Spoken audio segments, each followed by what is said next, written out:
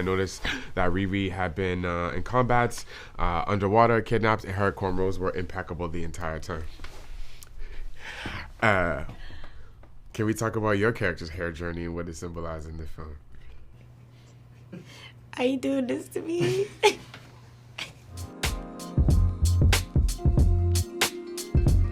Clearly, you can see Shuri has cut her hair. And in the Xhosa tradition, in the tribe of Xhosa, that the film is very much based on Wakanda, is inspired by the South African tribe of Xhosa.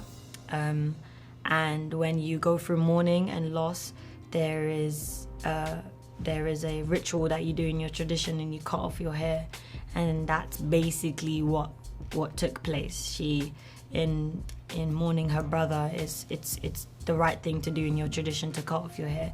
So Shuri goes through this process of doing that in honor of her brother.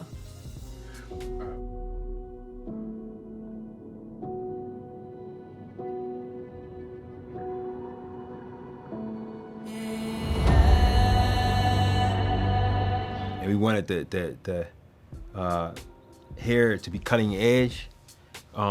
We dealt with this interesting concept on the continent that it's just seen a lot of different cultures and a lot of different ethnic groups that when grieving loved ones will cut their hair. So you'll see in this film, Shuri and Ramonda have shorter hairstyles than they had in the past.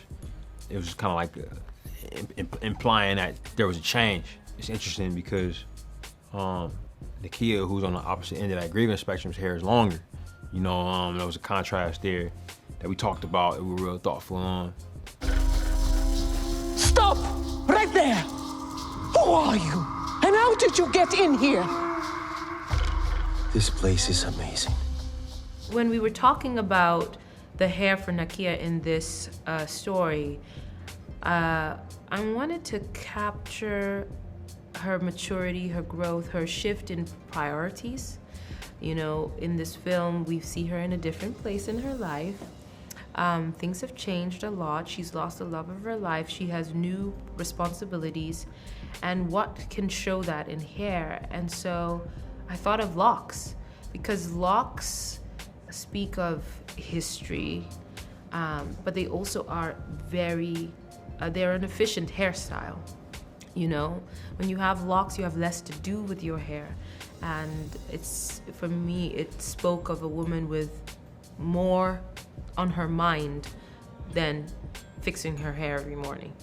And that's why we went with locks. I mean, Ryan is a very meticulous filmmaker, and everything is intentional, even from Tish's hair, and you know, there's obviously a transformation between the beginning of the film and 1 year later, her hair changes. The same with Ramonda, the beginning of the film, 1 year later. You think about Nakia and how she looks now as compared to the first movie. I mean, Ryan is thinking about all those details and making sure there is a story, a hair story for everyone, which sounds crazy, but it's true.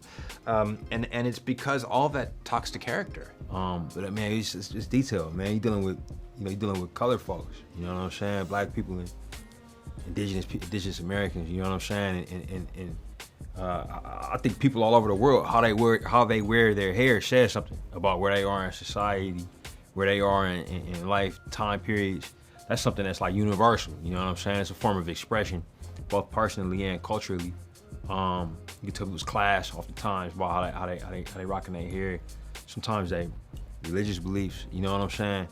The Jabari wear their hair a certain way that's different from the other Wakandas that you'll find, you know. So all these things we were trying to infuse the film with recognizable detail, you know. And I thought our hair and makeup department were just outstanding when it came to that.